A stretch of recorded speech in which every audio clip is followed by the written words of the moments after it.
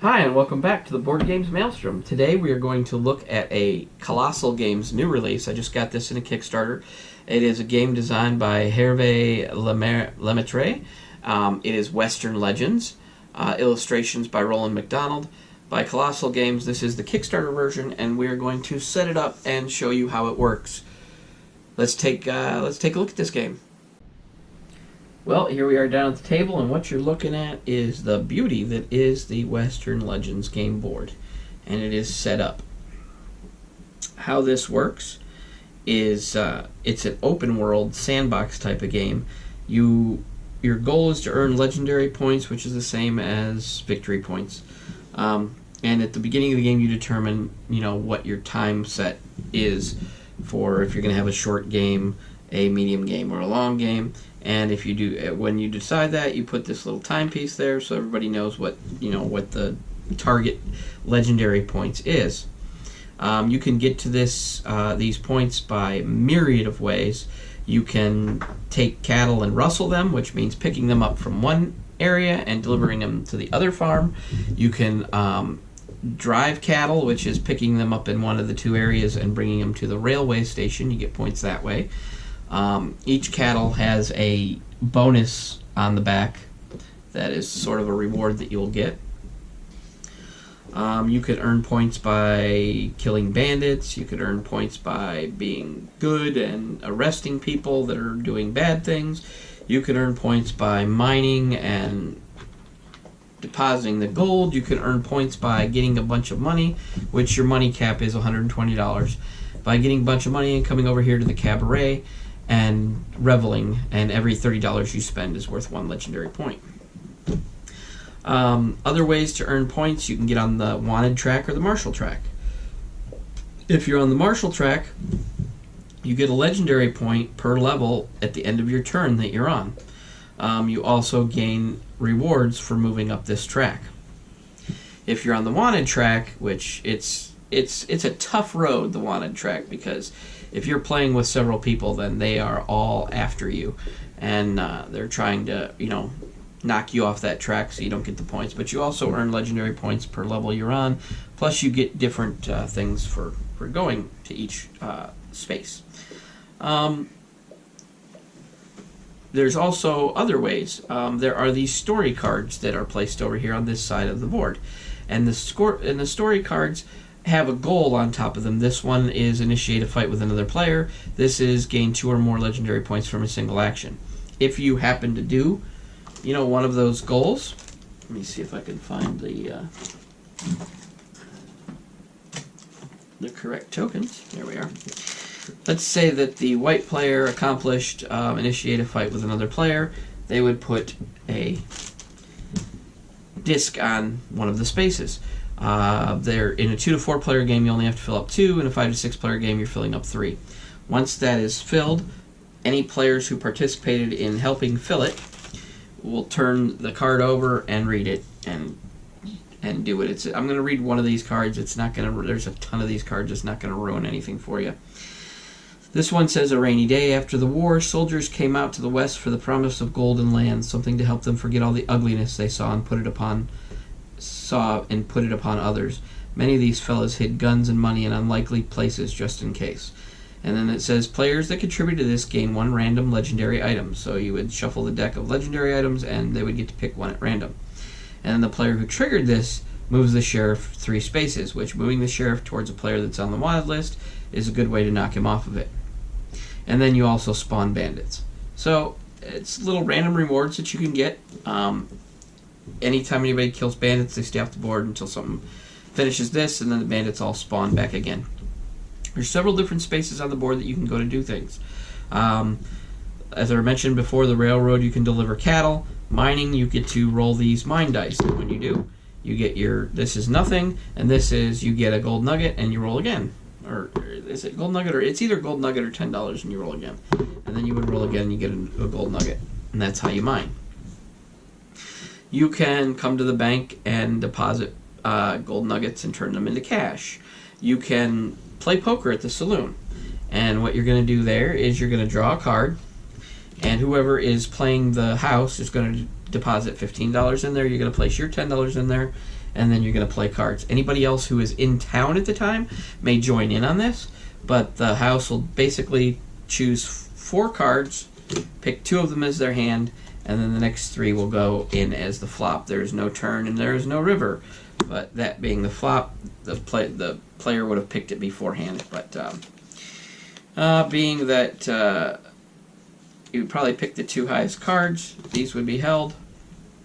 These would go into a discard pile, and then the player who is playing against it, you get poker cards as your starting thing, would play their cards, which in this case is a king and a queen, and this player would play their cards, which in this case is a king and a 9.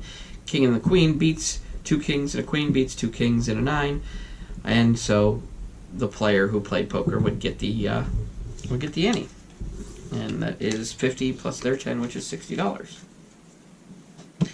At the beginning of your turn, your card of the character that you chose, you can choose from several legendary Western heroes or villains. In this case, we have Kit Carson and Buffalo Bill Cody. Kit Carson being one player, and basically this is how it would set up. It tells you what your starting items is. In this case, on the back it says you get a upgraded revolver, which is, this is just a revolver. That's an upgraded revolver. You get a miner's map, and then you get 2 poker cards. And I don't know if it gave him any money or not. No, he doesn't start with any money, so he'd have to earn money before he ever got to play poker or anything like that. This player, anyway. You also have your wound marker on it, and as you get more wounds, it lowers your hands of your cards of poker that you can have when you play. Alright. Other things you can do to earn points. This right here is a space where if you get arrested, you go to jail, you lose some of your items. This here is the general store. That's where you can go buy and you can purchase items that with the money that you've gained. They give you this neat little thing that helps you keep track of things. Puts all your cards, your money, for storage. It does fit in the box. That's pretty cool. And you would buy an item from the general store. Probably one of the first things you'll want to buy, from my experience from playing this, is probably a horse, because it lets you move around the board faster. Because I'll tell you what, moving that 2 spaces at a time that you can do on your move action is not the fastest way to get around the board. Again, you can come here to heal your wounds. You can come here to play poker as well. This is another store, and this is the cabaret, and this is where you can revel, spend your money to buy legendary points. There's a bunch of ways you can do this. I mean, just a ton of ways. When you go into an area to fight bandits, you will draw, the person to your left will draw cards from this, and this will be the bandit's hand, and there are also effects that happen off these cards. Like on the ace here, it says the other player in this fight gains 1 legendary point, 1 martial point, or 1 wanted point. And on this 2, it says the other player in this fight gains 1 wound and loses a legendary point. So you may want to lose the duel, but still end up giving them a wound and losing points on their thing. So it's a there's lots of decisions to be made in this. Lots of things you can do. Gaining at the beginning of each turn, you get to select whether or not you gain a $20 bill, or a $10 bill and a poker card, or 2 poker cards. Keeping yourself handed on poker cards is a good idea, because they're useful in duels if you want to play poker and all that sort of thing. In the end, it's a game where you gain legendary points in order to win the game. And once a player crosses that, the rest of the players get to finish their turns, and then a winner is determined. The replayability on this is like out of this world. There are 2 expansions that came with the Kickstarter. I haven't even gotten into them yet, so I can't really give you an opinion on those. But as far as the stories, I mean, there are a ton of these stories that keep the gameplay fresh and replayable. I mean, a ton. Some of these may have been from the expansions. I'm not sure. I ended up putting them all together when I got them. But you can choose from a myriad of figures as far as who you want to represent your player. A player in the card, a character in the card does not necessarily represent the mini that you choose. The minis don't go with the cards. You can just choose whoever you want. Along with that, there are bandit figurines that sit, on the bandit spaces. I don't think I'm missing anything else that I'm telling you. It's a lot of fun. We played. I didn't end up winning. My stepson did win. My wife. One of the times that we played, the first thing my wife did was initiate a fight with my stepson. She robbed him, and he was a law character, so he was a marshal. And so she got a couple spaces away, and then he arrested her. So it's a lot of fun. There's a lot of different interactions you can have. This is definitely a very good game. I would give this a 5 out of 5 on the category rating, the category storm rating here at the Board Games Maelstrom. So if you didn't get a chance to pick this up as the Kickstarter, I'm pretty sure that they're going to take this into retail. So if you get a chance to look at it in retail and you think you like what you see, then by all means pick this up. It's a lot of fun. There's a lot of different choices you can make, a lot of different things you can do, a lot of different paths to victory. And it's not just, everybody's struggling and fighting over one thing that everybody needs. Beautiful map, nice artwork. All the drawings are very well done. The money isn't paper, it's more of a cardboard thing, so it's not crappy like as if it was paper money. It stands up really well. So I would say this is a game that anybody who enjoys the Old West, anybody who enjoys sandbox games, or anybody enjoys games that give you multiple paths to victory, this is the game for you.